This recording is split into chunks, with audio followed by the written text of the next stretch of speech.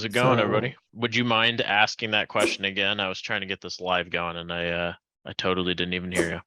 Show us how sure. the missed call text back works, because you already have it up and running, and do a little demo of it. Yeah, sure. Let me pull up an account where I have it in it. 1 second. As Nick was mentioning that he went away to one of the events and he kind of changed his strategy and came back focusing on just using and launching with one automation or one system, and that that for him was going to be the missed call text back. Yeah, missed call. It just is like a 2-second or 10-second rather note on missed call text back. I mean, I can't remember if I told you guys this before, but I remember it was like a couple months ago. I had was having some electricity issues at my house, and I called like I think about 15 different electricians, and a solid like 7 to 8 of them didn't answer the phone. I think I only got 1 or 2 that actually answered the phone, and this was like straight off of Google's, like GMB's main landing, which was kind of surprising to me, because it typically, if you're at the top of GMB, you're doing something right. But still didn't reach a majority of people. And so I had a few folks call me back that day, but there was at least 5 of those like 15 that didn't call me back till 4 or 5 days later. And I was like, I already picked somebody, that was like earlier this week. And so anyway, all that to say, I think operationally, that's just the state of affairs for a lot of service companies when it comes to phone answering. And so missed call text back is like, it's kind of funny because for us, it's like such a simple thing, I mean, it's like a single automation. It's super simple. But for them, it can be like a game changer. So I totally think you can build a big SaaS just on the back of that. And you have 2 options. HighLevel has a native missed call text back feature if you're in account settings under business profile. Let's see, where do they have it now? Oh yeah, here it is. So you can enable missed call text back here, and then you have your message right down there. And this, by the way, this can kind of screw with you a little bit, because this is enabled by default on new accounts. And so if you're importing in a snapshot to the account that is handling missed call text back as well, you'll be sending double messages out, and that's always embarrassing when that happens. And so just check that, make sure you disable HighLevel's feature if you're going to do it yourself. But we handle missed call text back on the new snapshots. It's the B010 module is the one that is handling the missed call text back. And this is a small module. You basically have 2 scenarios, which is like you answer the phone, the business answers the phone, and the other scenario is the business doesn't answer the phone. And so if they answer the phone, there's a form they can use to add additional information on that contact that just called. But if the call is missed, then this workflow will fire off automatically. And this is what the trigger structure looks like for this. So you would use call direction incoming, and then you can select all the call statuses that trigger. So, for most of us, busy is not going to be like a status that really occurs anymore. But we still cover it anyway. And then canceled, voicemail, no answer. Canceled would be like business has incoming call, it shows up on their phone and they hit the red button, so that's a cancellation. And no answer would be like it rings all the way to the end and gets a voicemail. Or there's a timeout. So no answer plays into the timeout. So just to show you guys what I mean by timeout. So if you're looking at your phone settings, and I don't have a phone number in this one. Let me actually show you guys a live account so I can show you this 1 second.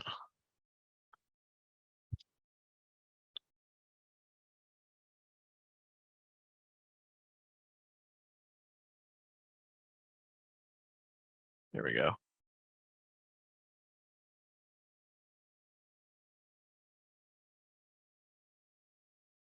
All right, so if you're on a live account and you have you have your phone number right here, right? Your Twilio number. Even if you're using LC, you'll still have the same thing. And when you go to edit the configuration, you have incoming call timeout. And so a no answer would mean that the phone kept ringing and the incoming call timeout time passed.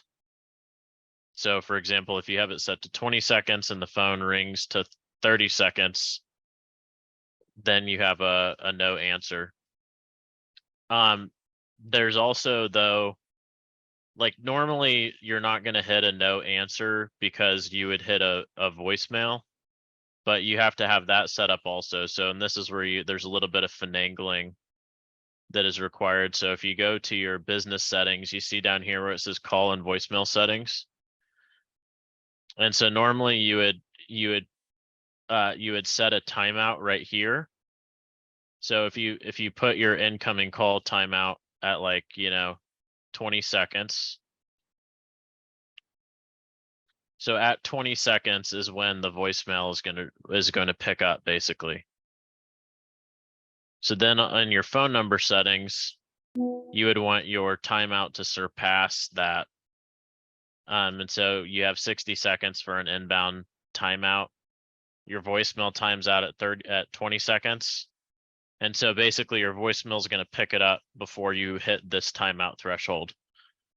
So you have to have those lined up like this, or else, you could have calls timing out before the voicemail ever gets answered. There's a lot of agencies out here that have this problem. They're like messaging the HighLevel group and stuff, and they're like, my voicemail seems to never be answering. And that's typically because they don't have this set up right. You need your voicemail timeout threshold to be lower than the Twilio number timeout threshold on inbound calls. So anyway, jumping back into the workflow though.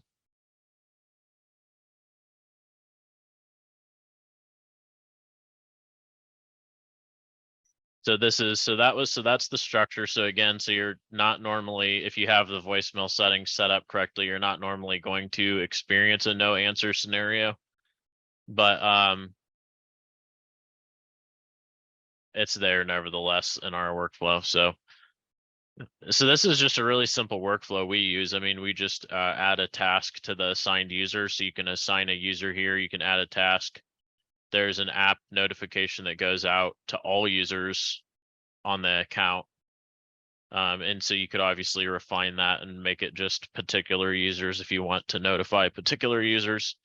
And then you get a standard message that says, hey, sorry, we missed your call. So one of the advantages of doing it in general, I like to trigger my own logic, in workflows. I prefer that over having HighLevel handle it natively with a feature, just because I like the power, I like the control, And so if it's in a workflow, you can obviously then do whatever you want in the workflow. You can tag them, you can create tasks for them, you can send out internal notifications and all that kind of stuff. If you're using HighLevel's native feature, then you're going to be still sending out a missed call text back to them, but you can't do any of this other stuff. And we found that business owners like to especially if they're having a high volume of like inbound calls and whatnot, that stuff can all get kind of buried with like communication that's happening in the conversation thread. And it's easy to forget like who you need to actually reply back to and who you actually missed a call from. And so having like a little list of tasks that have stacked up for you on just all the people that you need to call back is just like one of those like really small lightweight features that's typically really helpful to people. So Is this one yeah, you created, Zach? Is this one yours? yeah, this is the one that we have in the B010 the B010 module, which we have in the ultimate sales bundle, also the small business. No. Sorry, we have it in the conversation management bundle and the small business bundle right now, the B010. The reason I'm asking is I had purchased the ultimate staffing and it's not in there, and I was wondering. So, all right. Yeah. Yeah, and the conversation management bundle is it's like it's a small little powerhouse of modules. I really like the modules in that one. It's only $200, but it comes with this one. It comes with the B008 as well, which is inbound messaging. And that's another huge one that you can build. You could by the way, I have this gnat that keeps flying in front of my face and tickling my nose. It's driving me crazy. So if you see me swatting, I promise I'm not just swatting in at nothing.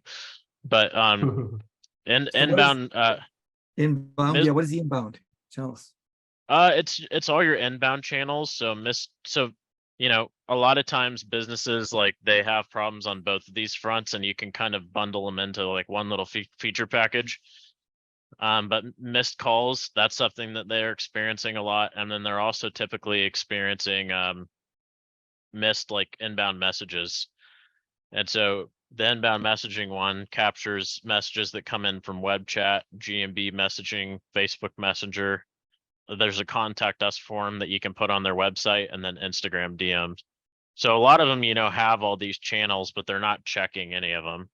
So they have like Facebook messages that came in like 3 weeks ago that they've never replied to, asking if they can come, unclog their toilet or something like that on Facebook Messenger, and they just totally missed that opportunity.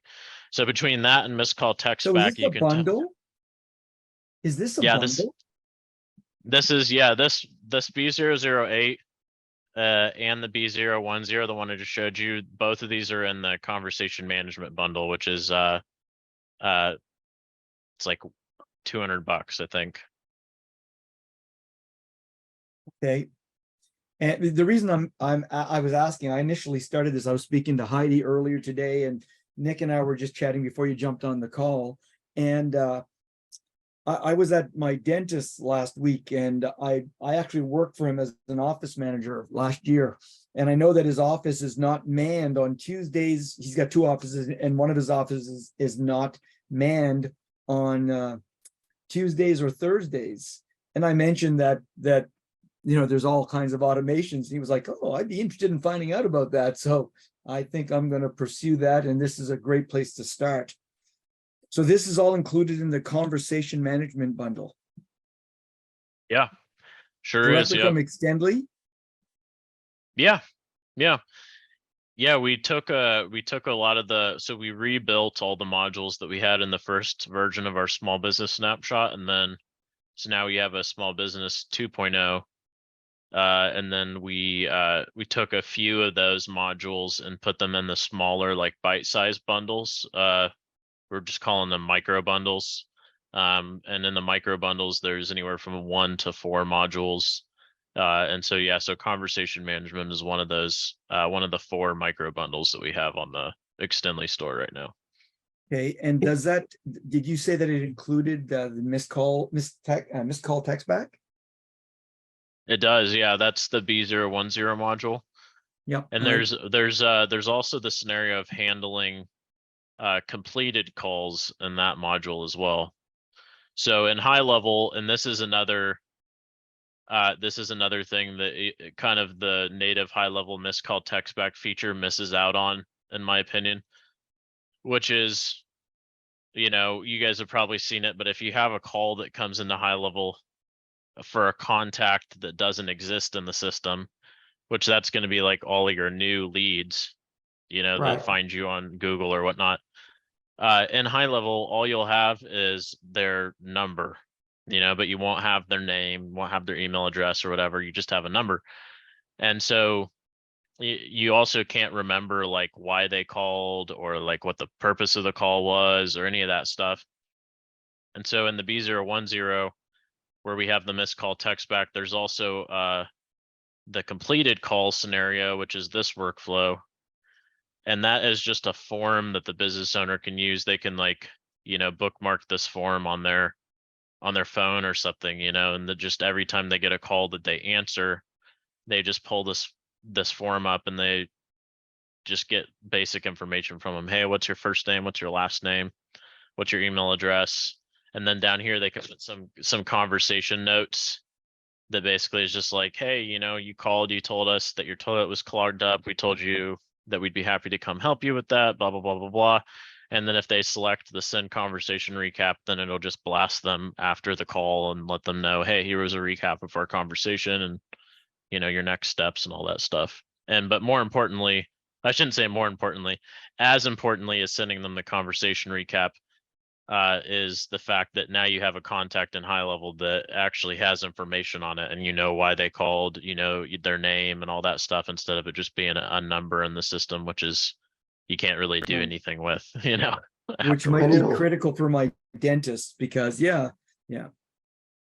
And it'll automatically sync the number that natively automatically recorded in the system with this number. When you fill in this form, it says, hey, those are the same number. Let's sync this contact. Exactly. Yeah, exactly. Yeah. So long as you put their phone number, the one they're calling from here in the form, then the contact will be the contact that previously just had a phone number will be updated with the additional information that you put in on this form. So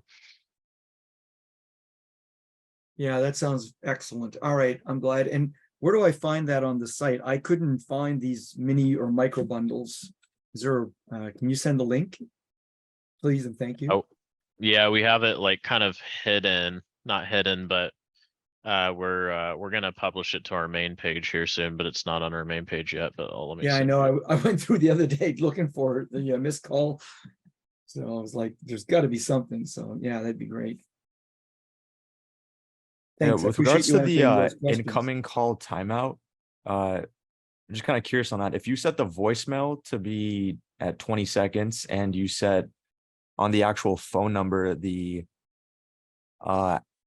inbound timeout to be 20 seconds, if they're equal, what happens then? I don't know. That's a good question. I try to not give HighLevel like any ambiguity like that, because normally like you get mixed results, like and so for predictability's sake, I've always separated those thresholds by at least 5 seconds, just so there's no conflicts or anything. Mhm. World comes to an end if that happens, Rob. One thing to also mention on the timeout thresholds to be really aware of is so most voicemails trigger like when you're making outbound phone calls, so like most cell phones and whatnot, like their voicemails will trigger around that 20-second threshold as well. Some of them are further down, like 30 seconds, but it's between 20 and 30 seconds. And so whenever you're making outbound calls from HighLevel, if you get a voicemail, the system will discern that as like a picked up phone call. So if you're using the call connect action and workflows, for example, where it needs to call the business and then call the lead, and connect those calls, and you're trying to trigger in a workflow on whether or not like that call was successfully completed or not, you don't want to get a false positive by hitting a voicemail. And so in general, it's a good idea to set your outbound call timeout threshold to like 20 seconds or less, just so you're not hitting people's voicemails, unless you want to be leaving a voicemail. But normally, if that's the case, you're manually calling, you're not calling through through a workflow and all that kind of stuff. And that reminds me, actually, I was just going to check real quick because I cannot remember if the the call action has a separate, let me look here. Yes, it does. Okay. So the call action and workflows, just to show you guys, has a separate timeout. If you go to add a call action in the workflow itself, this is where you would want this to be like 15 or 20 seconds. Right here.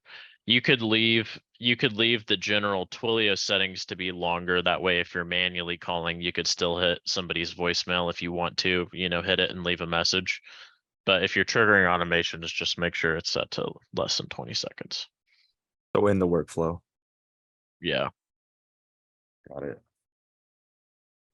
What you got, Glenn? I see your hand up. Yeah, thanks. I didn't want to interrupt because I just got here. So I got two things, Zach. First thing is, I thought I was gonna have an onboard meeting today regarding the 2.0 snapshot for small business.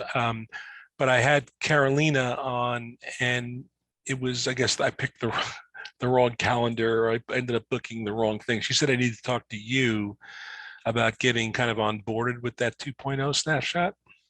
So you set it up for me. I have it in my learn dot, subject where it is in the members area, but I don't know what we have to do to go through it, or if we're supposed to be going through it, or what the actual process to get it up live so I can get on board with it and then, use it for customers going forward. Yeah, for sure. Yeah. So Carolina's going to be on the white label side. And Right. so you do need to talk to her or Alejandro if you want to make any changes to white label SOPs and stuff like that. But for the small business 2.0, we have two separate onboarding calls that we do. One of them is the tech onboarding, which knowing you, Glenn, you're probably totally equipped to do that on your own if you want to, but you're welcome to jump on one of those calls if you want. All we help you do on that is just install all of the snapshot modules in the account, get a domain synced up with the account, put all the modules into a separate master account. And then we also, the one part of that might be valuable to you is we do a walkthrough of the new onboarding engine. And Yeah, that would be there's a that'd little be bit of helpful. trickiness in there. Yeah, I also have a new VA/tech assistant guy that I think to plug him into the Extendly ecosystem, ecosystem. But if you have a link or something I can book, and that way I'll get him on that, and I'll probably sit in on it too. It wouldn't hurt me at all. Yeah, I'll send you the link. Yeah, either here or email me, whatever you want to do is fine. But I want Yeah, I'll send it to you right here. I got it Okay. handy. that works. There's also so the training call, we just walk through the modules and explain what they each do on a Okay. higher level. Because it's only a 60-minute call, it takes anywhere from 90 minutes to 120 minutes to go through the entire stack of all of the SBS 2.0 modules. But Okay. and we have walkthroughs and mirror boards for every single module in the course area that go pretty in depth. So on the training onboarding call, we just focus on kind of giving like a higher level overview of each of the modules. So All right. No, I mean, I don't mind sitting through it. It would be good for me, and definitely get him on that. So here's the other issue. You just showed something interesting with the bundles, which again, because I haven't implemented it yet, I haven't really gone in there. But you showed a form that someone can update to update some contact information when you have like just a phone number that came in, which happens all the time. So the challenge I have is, I'm in the B2B space, right? And typically the problem there is that everybody from that organization, so I'm dealing with, let's say, 2 or 3 people in management, right? Office person, and then departmental managers and people, and they all have the same phone number, because in any business or corporation, they all have, there's a work number. There's just extensions that refer. So I've had to turn off the functionality in HighLevel, which is really a problem for me, that don't match phone numbers, because otherwise when I try to add another contact that has that phone number, the system doesn't let you add them as a contact because the phone number is already on file, right? It's a duplicate contact. So how do I get around that kind of stuff? And I also have the same issue with email addresses from somewhat, because, I have people that have multiple email addresses. They could be like a regional manager, and then they have either a home number of, email. It's problematic that I can't and then if you upload like a CSV file of contacts, I can't designate. So if that file, if I happen to have work numbers and maybe 10 or 15% I have some cell numbers, I can't upload through a CSV. I guess through the API you probably could, I guess, but to populate the work number, let's say, as the main phone, and then a secondary phone, which would, let's say, be cell phone, right? I mean, I've created. So how do I manage that stuff? This is all back to the B2B stuff that I'm always dealing with, pulling my hair out all the time. But Yeah, so any suggestions on that? there's my answer is basically just going to be, taking into consideration the kind of existing constraints with HighLevel relative to some of the other CRMs, but a full blown enterprise level CRM from like Salesforce or something like that would normally have, normally they would allow you to have custom objects. Right. I don't know if you know what I mean when I'm saying that, but I do. Yeah. Okay. So at the very least, even if some of the CRMs don't have custom objects, they will differentiate contact objects from company objects from opportunity objects. And so Right. and HighLevel, like the most recent kind of update on that front is like there being a little more differentiation between contact objects and opportunity objects. And so the only way to sort of facilitate that right now would be to leverage, in my mind, the opportunity objects. So what I mean by that is you can have a custom field. You can have custom fields and opportunities for that would allow you to at least store like a separate email address and phone number. And what you could do then, like let's say you had a dish. So basically in HighLevel, they would end up being separate contacts if they had another email address and phone number, but you still want to be able to relate them back to that same company. Right. And so you could have an automation that runs that says like, hey, if a new phone number is added to like this particular custom field where we're storing phone number and email on an opportunity object, then go deal with that scenario and by doing whatever, like passing the company name into the company field, so at least you have now contacts that have the same company name. But more importantly, then you could at least move like various, if a company has like 10 different stakeholders and you're having conversations with all of them at once to try to move something forward, like a franchise or something like that, Right. You could at least have separate opportunities where you're tracking them in a flow against the entire company object. So that's what I would do temporarily in the absence of being able to create my own objects and stuff, is I would probably just store the data and opportunity objects for now. Yeah. Well, I didn't do the opportunity object, but what I did, like with the last guy, was I just created a custom field called cell phone, and I just uploaded the cell phone to that, figuring eventually I could merge it into something else.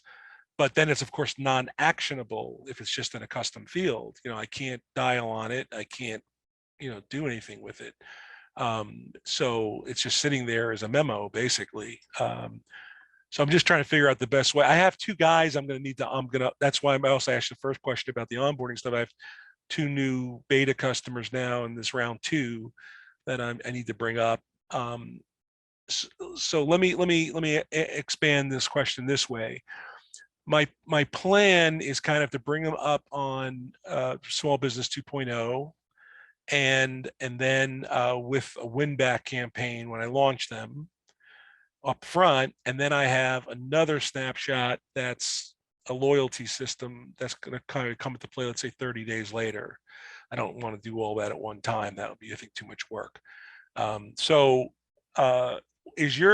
you suggest that I leave those things as separate snapshots, like get them up on 2.0, and then maybe have you guys load the win back stuff at that point as well, and then deal with it later? Or is there a reason I should try to combine one like onboard snapshot that has all these pieces of the modules that I'm going to need? Or what's the best approach could you suggest to me now that I'm kind of reevaluating and redoing everything that I've done for 2 years in a new way now? How would I best way to manage that process? Does that make sense? My question makes sense? Yeah. Okay. I mean, Okay. I'm in favor in general of starting with less functionality and adding more later rather than Yes. and there's a few reasons for that. One, because then they have less in their account and it's easier to tolerate. Two, because once functionality is in the account, it's really hard to update it. And so it's better to put less in initially because there might be updates to some of that other content that happens in the interim. And then when it comes time for you to move something in their account, you can move the most recent version in there more easily. Right. And so to that point, the win back, the win back client side contains B004, which is also in the small business snapshot bundle. And that's your database reactivation module. And so that's the heart of the client side version of Winback. And we just made like a few small updates to that we're planning on shipping out to all of the Winback people and all the small business people for B004. But so you could always start with B004 and then expand additional functionality into it after the fact if you decide to do more stuff with them. So that's Yeah. what I would recommend. I mean, I'm thinking same way, less is more. Just don't overwhelm me or overwhelm my VA or the customer for that matter. And then training them, the more crap you put in there, the more stuff you have to train them on, so. There are some other, I mean, depending on, so I don't know, in the space you're in, if for example, like the ones we just went through, the B008 for inbound messaging and then B010 for missed call text back, like those are pretty lightweight modules, that can add quite a bit of value just by sitting there. There's not a lot of training needed or anything like that. So it doesn't hurt to put like a few modules in that are just kind of like help them run their business better, don't require a ton of training. And then, but like the B004 for the database reactivation requires like hand holding, like most Right. people can't launch a DR campaign on their own. They need the agency to help them and stuff like that. And those are the ones like reviews is similar. Like I'm a little like, I mean, the review automations module does function like fairly autonomously, but it still is like requires a little bit of hand holding sometimes and stuff like that. So those are the ones you want to be a little more careful about, like B011, the lead magnet, lead form automations. That's one that requires hand holding and customization and all that kind of stuff. So all that to say, you could move B004, and if that's like the main service you're offering, and then put in a few of the ones that are just like the B010 is a no-brainer, B008 is a no-brainer, and then the other ones you can just kind of like add in as they need them, All right, I made a note, 004, 008, and 010. All right, I'll look at those. I guess when I book with whoever is going to go over those with me for my onboard, I guess I'll understand better what those modules do, because I came in, but I missed most of your presentation before I spoke up. I just got here late. And just as a heads up too, Glenn, like both Yeah. of those onboarding calls are group onboarding. So there's normally like a few folks in there, but the training one will go through all the modules. So Last question. I don't want to take up everybody's time here. Do you know what is planned with GHL in terms of making that company object actually, have a lot of more value than just being a memo field? And the same thing with the phone number issues. Like I'm dealing B2B, and most of, like, if I'm onboarding, 5 or 6 people, typically a sales department, a small sales department in an organization, could be 15 people. I mean, but the bottom line is, they all again, the phone number issues, like we upload multiple numbers, but they're not, they don't go anywhere. They don't do anything. And you can't upload them into like a again, other than a custom field, you can't get them into the phone field from is through the API. Can I do that? Or is there any way to, like, if I get a list and I've got multiple phone numbers from, what's the best way to handle it? That's the question. To reword the question. Yeah, there's not a great way to handle it beyond like additional contact fields, but at least right now, I have seen, and you might know Charles because you attend all the town halls, I think. I've seen you in a few of the town halls, Glenn, a few of the ones that I was in, but they've Yeah. talked about the company object a few times. And if I remember correctly, like I did hear at one point or another that they had planned on allowing you to have like secondary phone numbers and stuff that you can action on. But what we really still need is like right now the company field, the organization field is an attribute of the contact object. And Right. what we really need is the company object to be its own object that can be Right. related to contact objects. And so I don't know if they have that in the plans or not, unless one of you guys that goes to all the town halls knows. I'm sure I'll hear more at Level Up because they're going to be doing a full walkthrough of their roadmap and all that stuff. So I'll make a bunch of notes when I'm out there and give you guys an update when I get back. So Yeah, that'd be great. It's still, I mean, it's better, but it's still not anywhere close to where it needs to be from a CRM perspective to manage multiple relationships within an organization. It's just not there, you can't Yep. attach a manager who's, need to attach to more than one company, and you can't really do that either. I can't take like a Yep. regional manager runs 5 locations of the 20 locations, and I can't associate him with those 5. I can't, there's no way to do it. Can't associate him with the parent either. There is no secondary hierarchy again. So it's, it's even a bigger issue, but hopefully we'll get there. So. Well, I'll take Rob, I saw you had your hand up, and then I wonder also, did Amelia bounce? But let me take your question, Rob, and then Serena, you've been chatting me a little bit. As soon as Rob's done, if you want to ask your questions, I'd love to chat you back, but it's hard for me to chat and listen at the same time. So I'll just take your questions after Rob. So.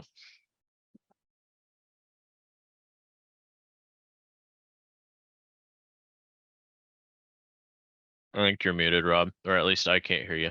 Oh, can you hear me now? Yep.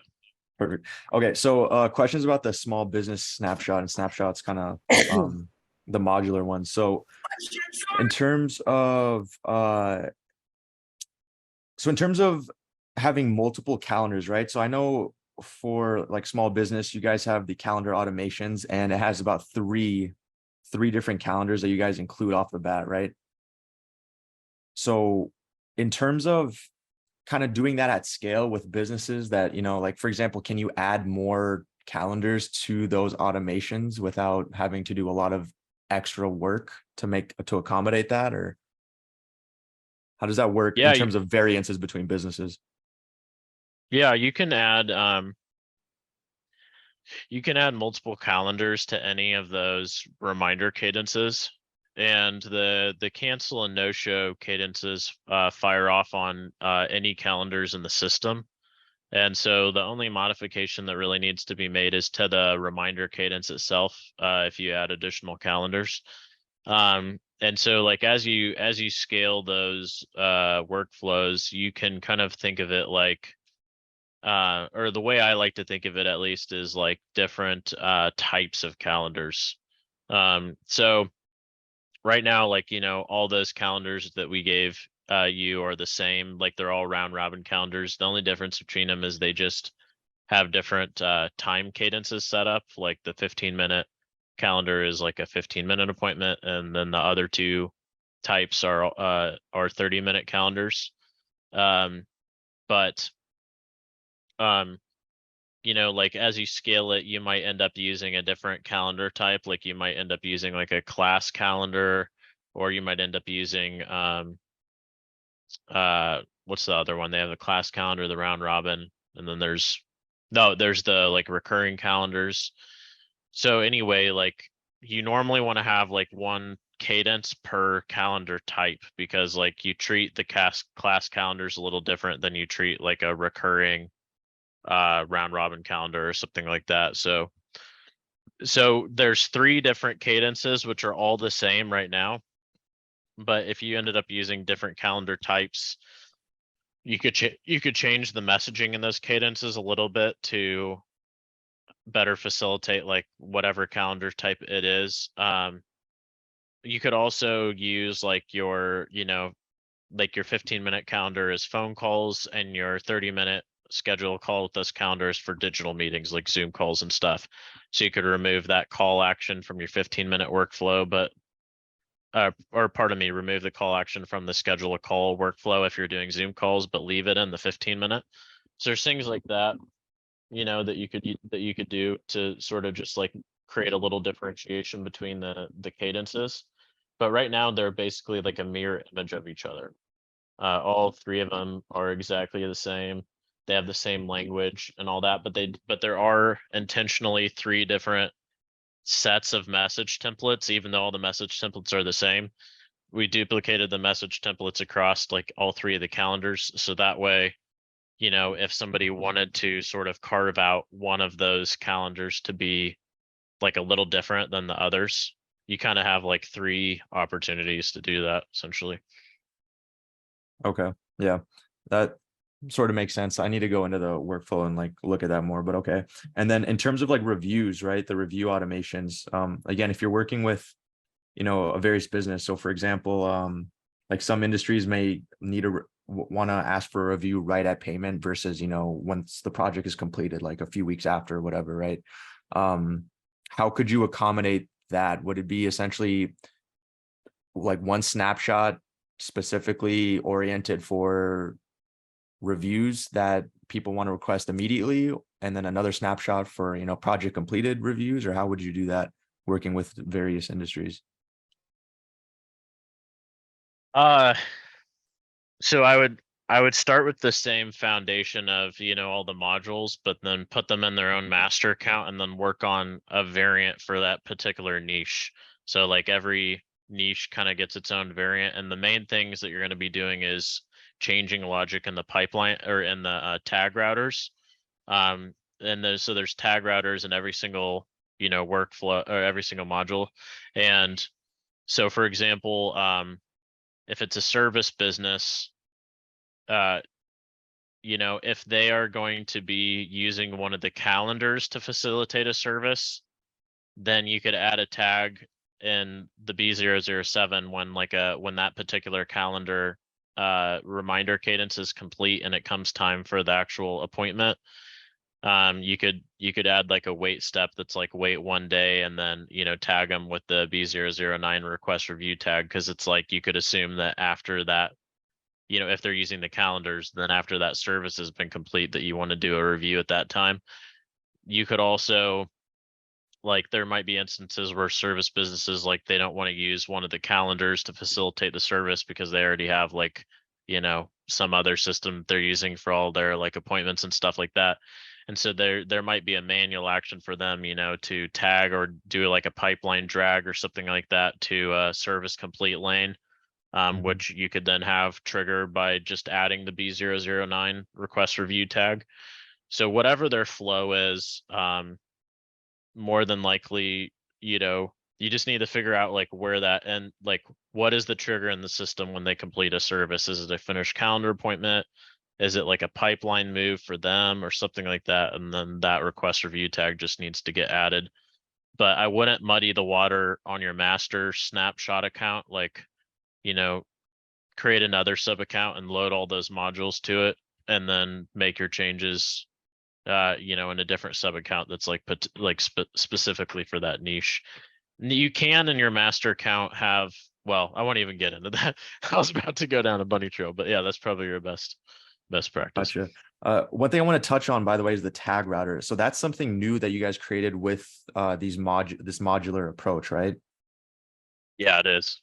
Interesting. And I'm just curious, like, how did you come up with that? Because honestly, it's truly brilliant. Like when it really clicks and you get into it, like it really allows you to customize any snapshot to how you want. So I love, like, I just want to know how you came up with that, because it really is brilliant.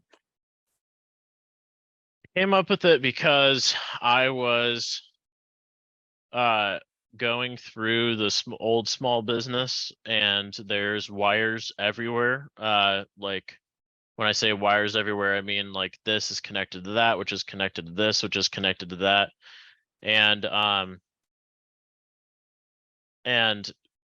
I was trying to figure out, because one of the issues that we had before was people that wanted to customize or do something, it was almost impossible because they didn't know what they could go in and reasonably change without it impacting the whole system. And so I was like, I need to come up with a way to where somebody can see all the connection points in one workflow, instead of if they have to look through all the workflows and all the modules, like they're never going to be able to customize because there's going to be way too many connections, and it's just way too much of a cognitive load for people to do that. And so I was kind of thinking if I could consolidate the connection points to one single workflow in each of the modules, that would make it easier for people to kind of, like I was hoping it was going to be like recipes, where it's like you want to make chocolate chip cookies, like here, you need your flour, your sugar, your vanilla, your water, or whatever. And then allow us to kind of give people different recipes. Like, if you want to do this type of business work stream, connect your tag routers this way. If you want to do it another way, do it this way. So anyway, that was kind of but that it's been a hope this whole time that it's easier for people, and I'm still hoping that it is. And doesn't kind of make it even harder for them. So No, like conceptually it's like difficult at the beginning, but like truly I'm like fascinated because it is a brilliant solution to how you guys did it. So yeah, I appreciate that. yeah, no problem. Cool. I well, have a let couple me others, but yeah, you can go ahead and move on. Okay, cool. If we have time, I'll pass back around to you, Rob. But let me I know Charles and Heidi, you guys threw up your hands, but let me get Serena just real quick because I know she's been waiting a little bit. And if you're still there, Serena, feel free to toss your questions out. I'm here. I've been here for 5 months. I had to fire a VA. He went in because I run a full-time business 7 days a week pretty much, because it's dog grooming, dog boarding from home. And Okay. I have a severe neck injury, so I'm having to pull up off of that. It's equivalent to a fatal car wreck neck, but I've been here 5 months. He had this system so jacked up. There's no sales, no clicks, no nothing. Even with HighLevel Suite, all their funnels, there's probably about 8, 9 funnels that we ran or was put out, nothing. I'm like, what? How do I get a sale? I don't care if I sell a monkey to it right now. I need some sales. So I'm having to jump, learn, and So you're saying your main issue is sales right now? yeah. And are you in the SaaS niche, or what's your main? Yeah, I have it. Yeah, $4.97. I'm getting ready to do the app for the dog businesses. Oh, okay, you're running you said a pet grooming business from home? Yeah. Let's see here. A normal groomer makes 33 to 39,000, and I hit 250. So I guess I figured I'd come out and share how I changed it. There you go. Nice. Actually, I got to getting a lot of attention. They reached out to me wanting me to do it, and then now I got the state of Tennessee where I live wanting me to teach them in person too. So, but on here, I'm just trying to get sales to keep it, just at least get it paying for itself while I work everything else out. Yeah, that makes sense. I'm just one little person. Well, a couple things. First of all, there's a few sales trainings this week, because this one's focused a little bit more on the technical side.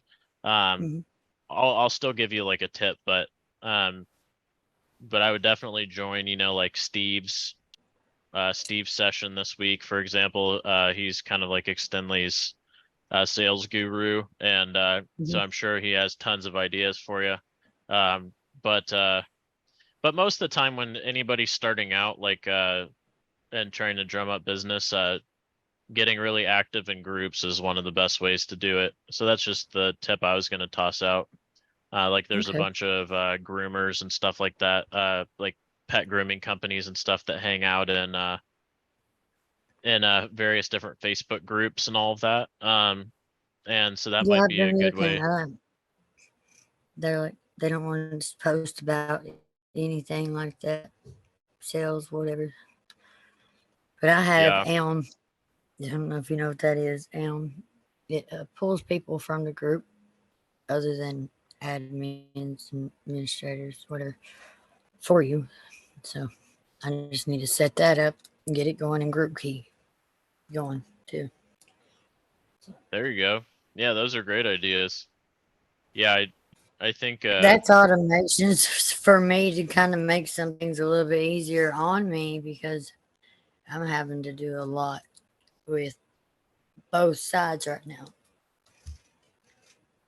And I yeah, paid that for makes just sense. immediate surgery 3 times now. So Oh man, that I kind sounds of get rough. it going, for my family because that's what we live Yeah. on. That my DHL is not Yeah. an easy husband and me. platform, Serena, to just like learn on your own. Yeah, I It's know. it's got But a I lot think of stuff in there, and the UI, the UX is a little funky, and but I mean, there's a lot of firepower in there. It's just not easy necessarily to I, bring it all together. It's I met a guru last year. He ripped me off, but I learned a lot. And no I'm gurus, no more gurus, yeah, guru dude. He owes no me more gurus anyway. for you. That's don't No, go no, there. no. Listen, Evil these guys guru. are good. Extendly, the team at Yeah, Extendly is really, really good people. Zach is a wealth of knowledge, but everybody there is good, and they want to help you. So just get involved with yeah. those webinars. The guy I'm modeling though, he come in this way, same frameworks and all that, and I've actually got an extra course that he don't have, but he went from freaking 125 grand a year training dogs in a garage to a multimillionaires with this stuff. So There you go. Well, I'm I wait. I've got I everything hope he's you're got. able to do it. I believe Oh in yeah, you. I don't Yeah, quit, honey. I do it jump in onto memory of my the. son that passed away. So ain't no way I'm Oh quitting. yeah. Okay, This good. this won't help you feel better, but I've been selling software since 1985 in corporate America, and Mm-hmm. I've took me 2 years to get my first customer on HighLevel. Oh Lord, no. So I'm not going to make you feel better, but that's not, Yeah. and that can be common. My story may not be that common, but so there's a lot there, and just bite it off one piece at a time, as best you Yeah, can. that's what I've been doing. Yeah. But I'm actually catching on pretty quick, Nice. considering. All right, Heidi, I'm But gonna I jump have over to been you. Okay, I've had my a questions sub account. are, I'm doing, setting up workflows for a tutoring company, and they want to be able to charge if the student cancels an hour ahead, a certain amount, and they want to be able to charge, not necessarily cancel, even reschedules. And if they reschedule 24 hours ahead. So I couldn't find a way to document when the rescheduling took place. And the All most I right, could think so of doing is putting a note in 23 hours before, just establishing that they still had their appointment, but then I'm going to fill up the whole thing with notes and I can zap it out, but that's very. so you're wanting to do something. So when they reschedule, you're wanting to process them differently based on how close to the original appointment they were. Correct. Like I know if they are no-show, we automatically charge them. They go through the whole system and I'm automatically charging them. But if it's canceled or rescheduled within an hour and canceled and rescheduled within 24 hours, those are the two that I'm like, can't figure out how to do, because there's nothing that tags reschedule. Like appointment status, reschedule isn't one of them. Yeah, that is a good question. trying to think. I mean, I'm sure there's a way to do it. I'm just trying to think of the various different paths here.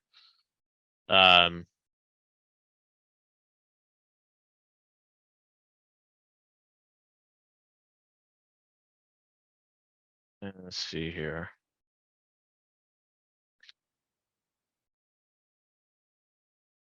I could talk it through with you for a second, and I might like, I'm sure if I sat and thought about it for a few, I could come up with a good solution. I mean, right off the top of my head, probably what I would do is carry their the date that they scheduled Mhm, into a custom field, mhm. which I think you should be able to do. You should be able to carry the appointment date into a date custom field. And so then the other thing that you would probably need is another custom field that is like a Boolean value, like meaning like if they currently have an appointment scheduled, like it would be a 1. And if they don't have any appointments scheduled, it would be a 0 type of thing.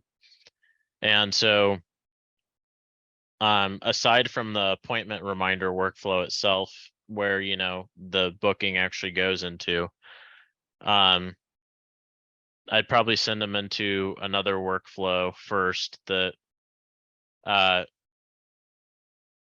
essentially checks like, are they allowed to schedule again, basically.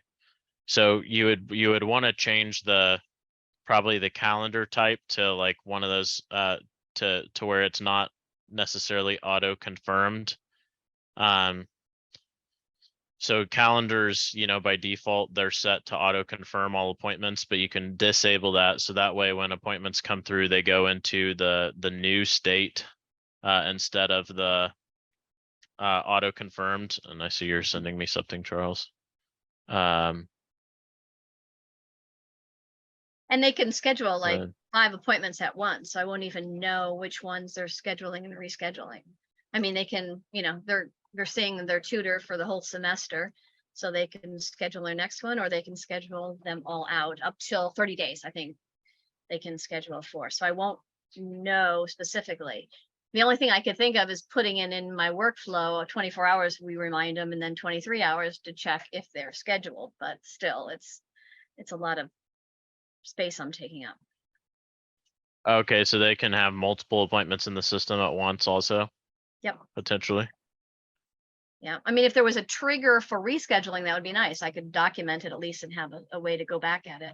But I mean, you can get back to me next week if you want to think about it a little bit.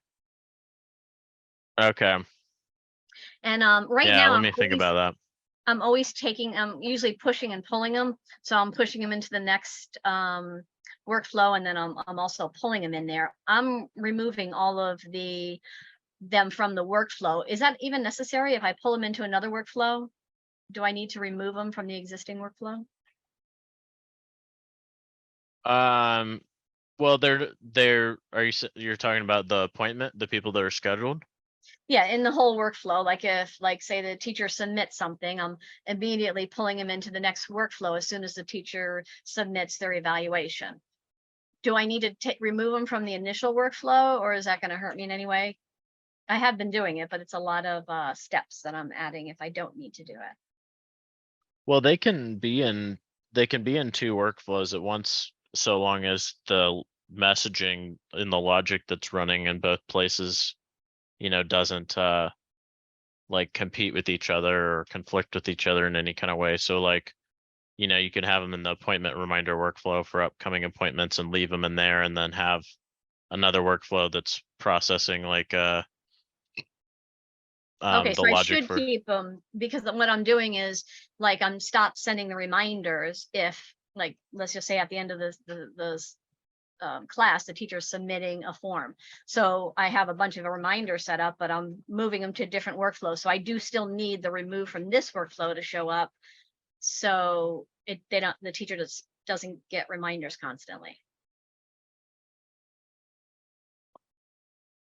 So yeah, that's fine. And just as like a note, probably what I would do is like, you know, if there's gonna be some kind of like notes on the class, like recap notes or something like that that go out after the class.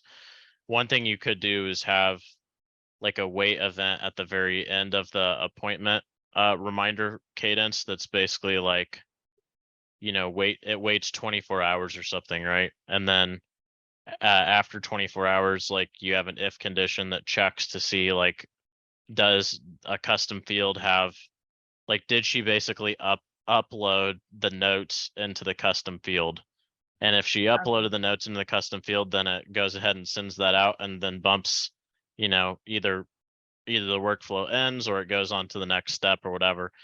But that way you could, you know, tell her like, hey, you have 24 hours to upload the notes, and then like if you don't upload them within 24 hours, like the system's going to move on without you, you know, type of thing.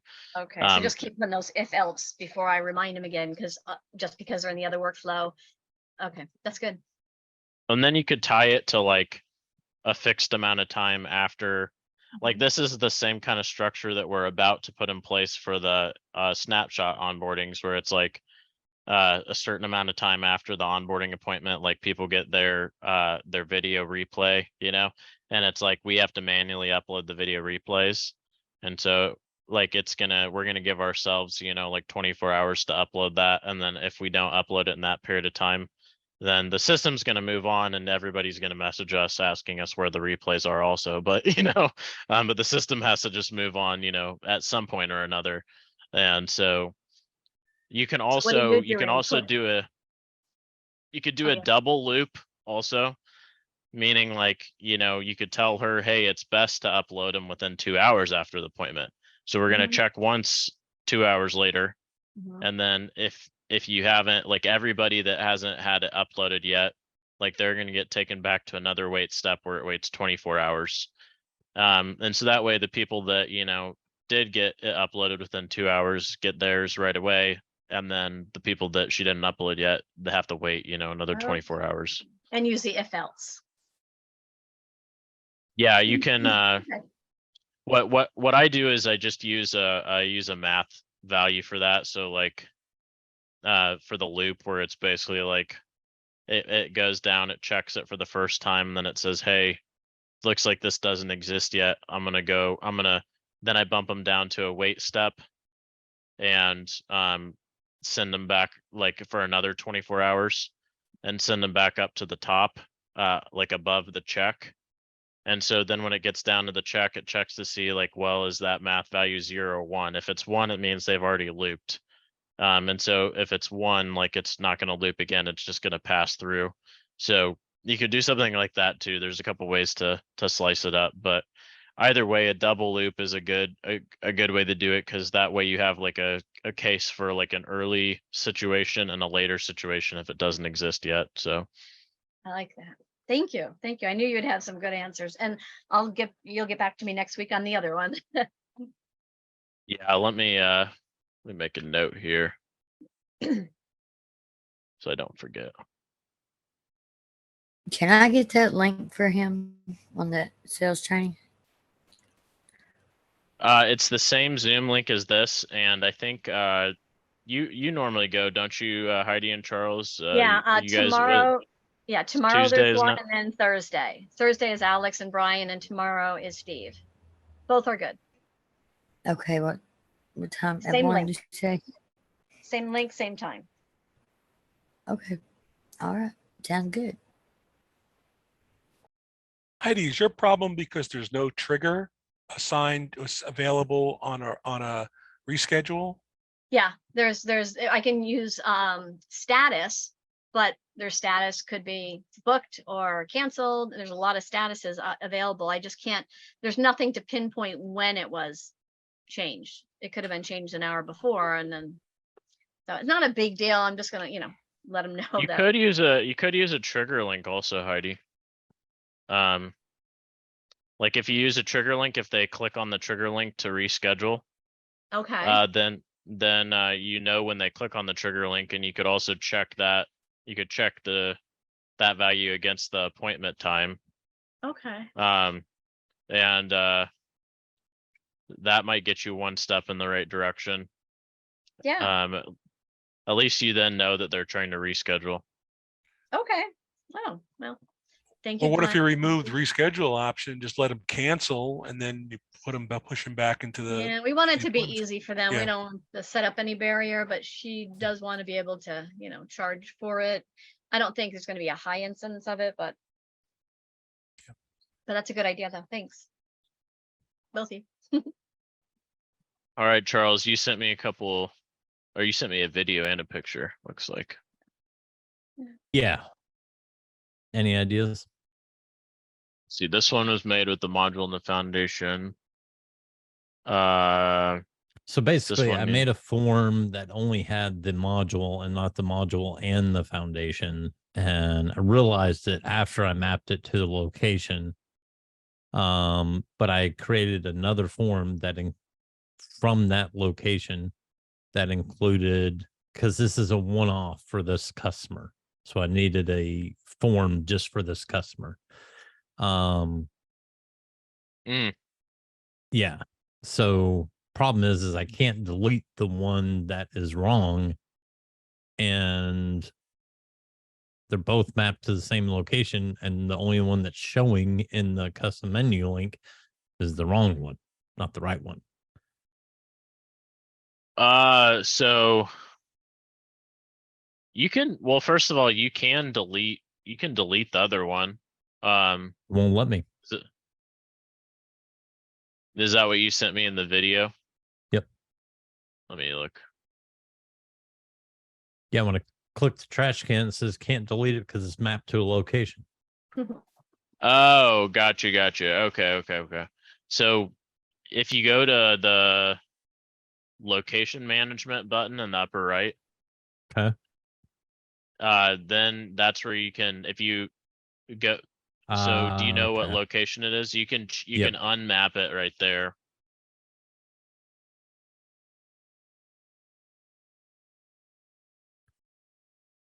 And then that should fix it for you. Okay. Or you can just you don't even have to unmap it. You could just remap it to the right one. Yeah, I unmapped it so this way. Well, now it's still showing. Hold on, let me refresh.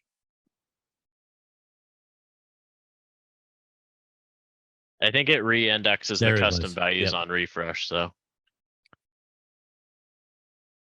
There we go. Okay. That got it. Alrighty. Yeah, we could just keep going with questions I don't have another That's all I back-to-back had. meeting here, so. Ew. Let's do One question. let's do you, Sean, and then I'll pass back to you, Rob. Hey, just a quick question. Is Stephanie? I know Stephanie was working on like a in-depth training for 2.0. Do you know when that may be coming out? She's working on a PDF, but not Oh, okay. it's not really a training. It's just gonna have like a list of the assets that are in the 2.0 with like little descriptions, of each of the assets and stuff like that. But I just talked to her at the end of this last week, because we've been making some changes in our Airtable, and adding, we're going through right now and documenting all the descriptions of all the assets and everything. So she's kind of blocked by us until we finish that process, but we're planning on finishing that this week, and then she is pretty quick after that. So I would imagine by sometime next week, we'll be able to get that PDF out. Okay. Thank you. Yeah, no problem, Sean. It's good to see your face, Sean. Like having you on. Same here, man. Same here, brother. And real quick, Nick, I saw your message about I thought you had all your modules already uploaded, Nick. Are you sure that you're missing some still? I don't know if I think you're muted. Yeah, sorry, I was there's a lot of background noise. I was just getting back and forth, getting out in and out of my car. But yeah, so yeah, those two that I sent you are I clicked on the links, and for whatever reason the links I don't know. It wasn't working, but those are the two that I'm missing. I went into my snapshots and just double check, and everything. And yeah, I didn't see, they're not in there. So the links aren't working. So if you could resend those, that would be awesome. You said they're not in your agency dashboard in the imported list? Yeah, they're not. Okay. And the links weren't working. The links that were on my email to import them in weren't working. You said B016 and B013? Yes. All right. And you're logged Um, in through Go High Level, not through your white label? Nick, What's that? you're logged in through Go High Level as opposed to your white label business? I cannot remember how I did that, but everything else loaded fine. It's just Yeah, that's a biggie. just those two. if I send them to you right now on the chat, Nick, does that work, or do I need to email them to you? Probably email because I'm driving my truck. I just picked up my daughter from school, Mhm. and so I couldn't do it. I'll lose them once the chat shuts off. Once the Zoom cuts off. What's your email address again? Nick at Craven Sons, CRAVENSONS.com. Put your seatbelt on, baby. Alrighty. I will send them to you. Awesome. Something else I was going to ask you, but it slipped my mind, so I'll pass right this second, but I'm sure I'll remember. No worries. Sounds good. All right, B016.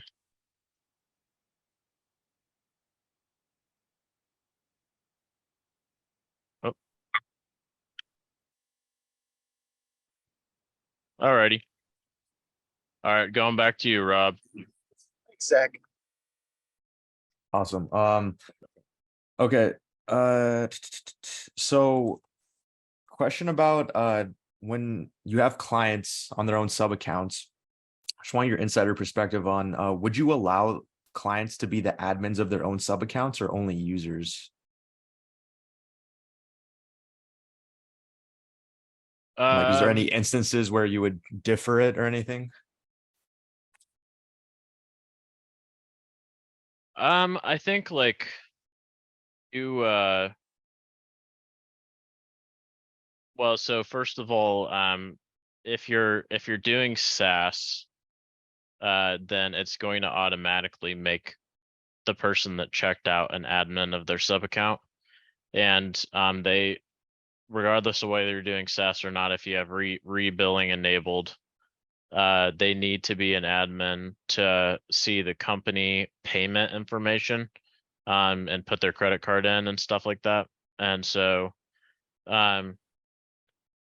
there is also like, the only reason, why you wouldn't want someone to be admin is like permissions and stuff like that.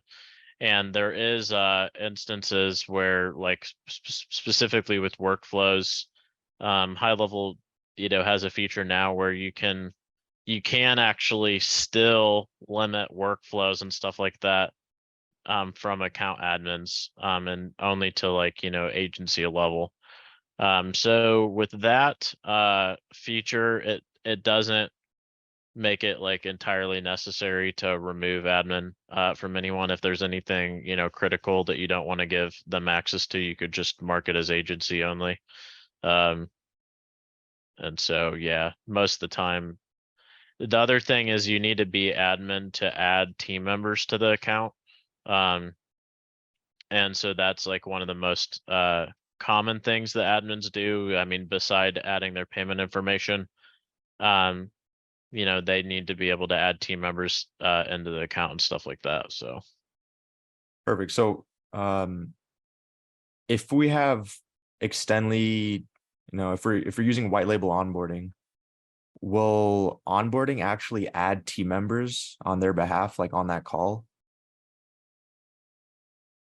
Like if that's part of the SOPs, is that in the scope of it as an option?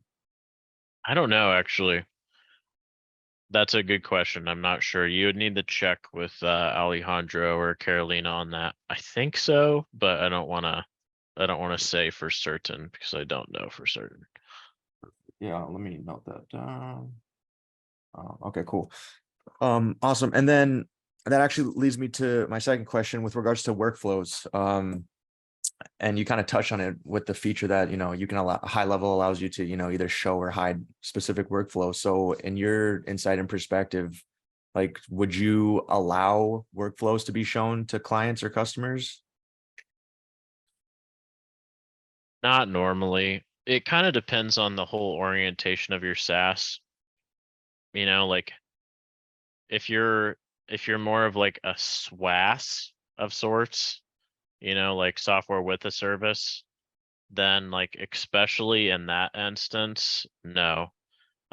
Because oftentimes like if you're in the SWAS game, like you have benchmarks that you need to meet, it's like, and those like we're gonna get you X amount of leads, we're gonna do this or that, like, and you can't meet those benchmarks if people are tampering with your stuff. And so it's a big risk, But if it's supposed to be like a self-service platform where somebody can get in and do whatever they want, whatever they need to do, like in that instance, then yeah. But a lot of times,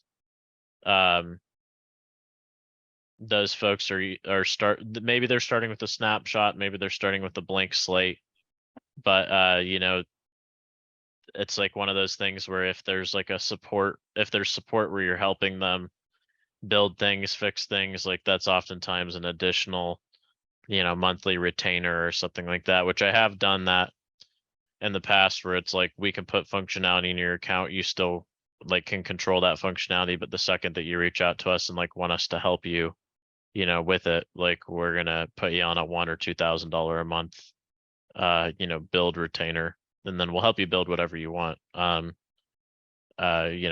it an accelerator or something fancy like that. But so I guess all in summation, it's just about like what it is you're selling and the expectations you're setting around what it is you're selling. And there's instances where people need to have full control of their stuff. But if I'm expected to perform for them in any kind of way, like they're never going to be touching my stuff is Right. basically what it gets down to. Yeah, it's a little tough because there are, like, for example, some workflows, right, that are basic and you would want access to. So I guess you could like enable those for them to be able to customize, I guess, on their own. But in general, I agree, like if you leave it up to, someone else to potentially tamper with it, like that will cause more issues down the line, right? So it's kind of like a balance or a caveat there to consider. And you can do that. You can lock, you could lock certain workflows and like they could still create different workflows and all that, but it's like you lock all this sort of like core features that they were promised or something like that. Right. Okay. There's also a problem if you're in there fixing something or changing something, you can be locked out. You do all the work and then you have to refresh and lose all your stuff if you forget to save constantly. Yeah, that would suck. Yeah, it does. Okay, cool. And then I guess last thing here is if we do customize any of your existing snapshots or modules, right, to add more functionality onto our own, in terms of the perspective of using, support and potentially onboarding, that would just essentially be noted in the SOPs, right? If we have additions to the, those snapshots in any ways.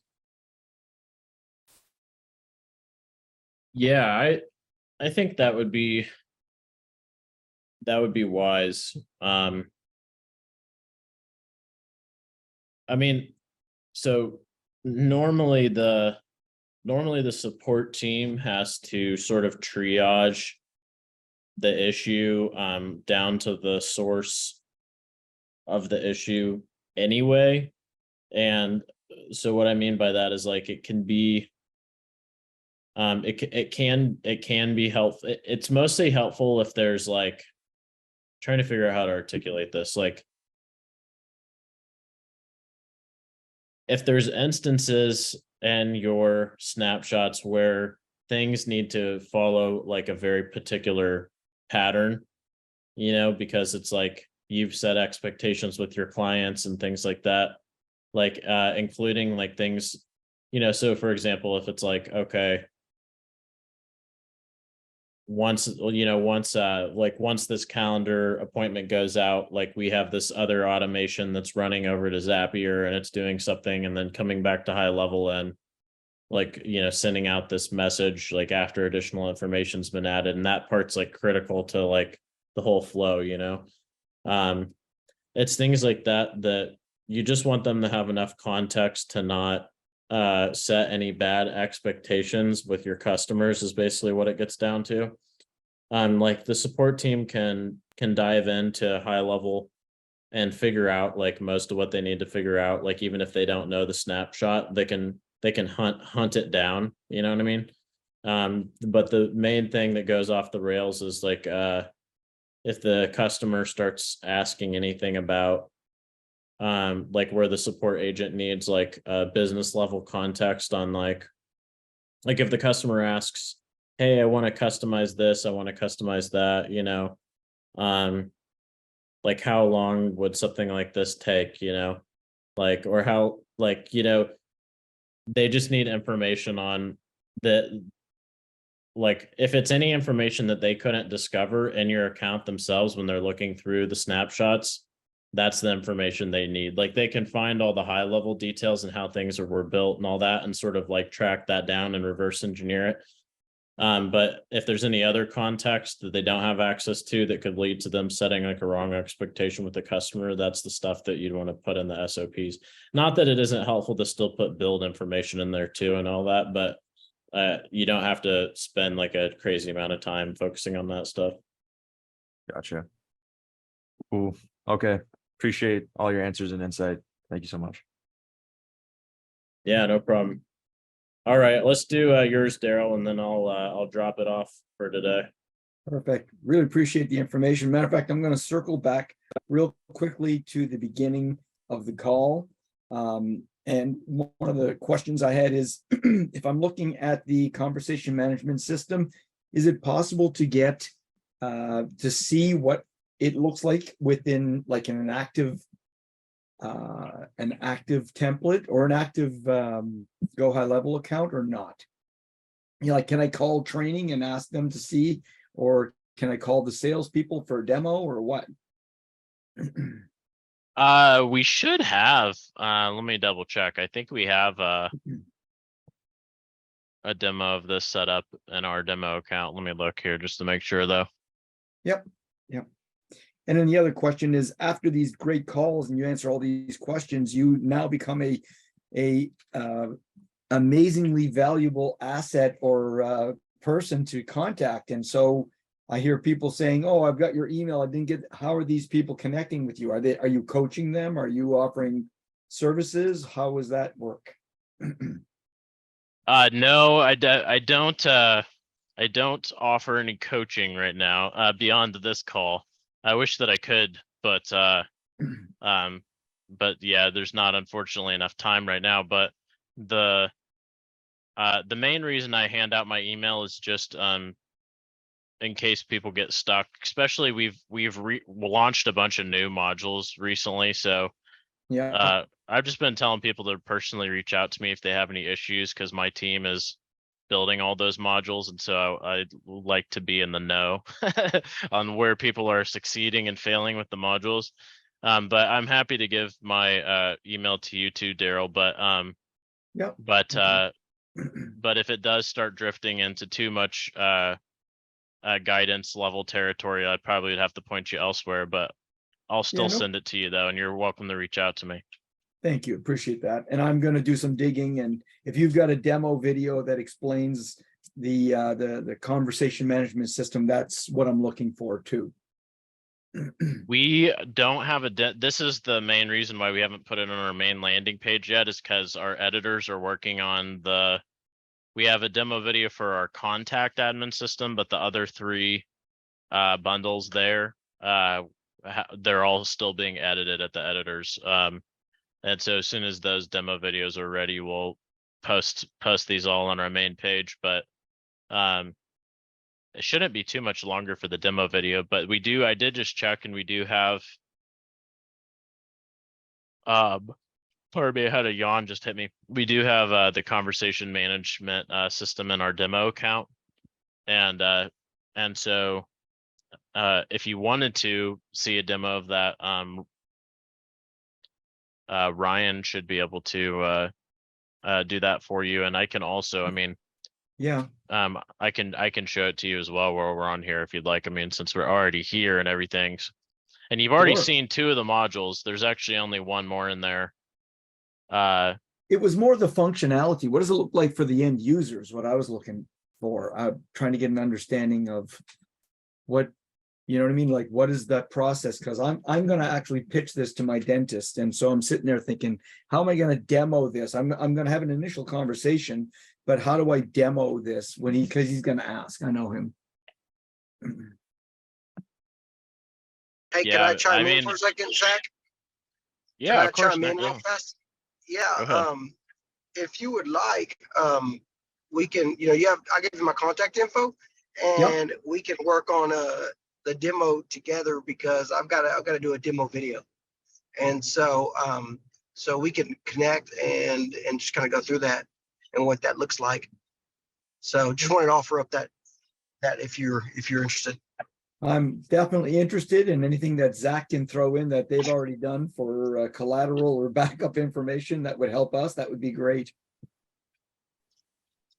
No, that's great. We don't have any collateral yet on the white label side to help you sell it, which we probably need to do. That would be useful. But I mean, most people are just creating demos from their own accounts, once they start running them in their own account, they'll just kind of shoot a demo video. But and I can also check, I can check with the editors and see where we're at on the videos on this. Because we do, the videos are more intended to at least give people ideas, potentially used as white label as well, but at the very least give people ideas on how they could position it in their sales flow. So Really appreciate that. I'm going to blast off an email with regards to that. Nick, you already have an email from me, and we'll figure out a time that works and we'll get started. And I'll send one to you back, and just mentioning about maybe the collateral or demo. Okay. Yeah, shoot me an email. I'm driving right now, so I'm afraid I'm probably going to lose it once the Zoom shuts off, but shoot me an email. No problem. Great call today, Zach. Really appreciate all your insights. no problem, Daryl. Yeah, really sorry, glad you Zach. I joined. got one really short, sweet thing that I know you could answer in like a second. Go for it, man. Task reminders. Obviously you can set a task for a specific user, but I'm just curious if there's a day or two or a certain cadence of time that passes where you want to remind them about that task, and that varies. How exactly would you go about doing that if you can? Yeah, so you can, once a task has been assigned, there's a workflow trigger type that's task added. And so you can trigger on that. You can trigger on the task added.